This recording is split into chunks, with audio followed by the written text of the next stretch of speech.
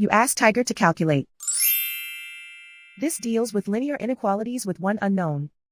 The final result is x smaller than 6. Let's solve it step by step. Group all constants on the right side of the inequality. Add 3 to both sides.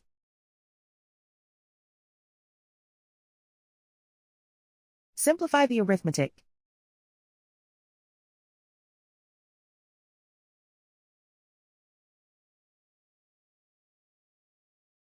Isolate the x.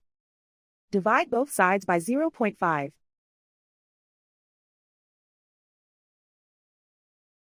Simplify the arithmetic.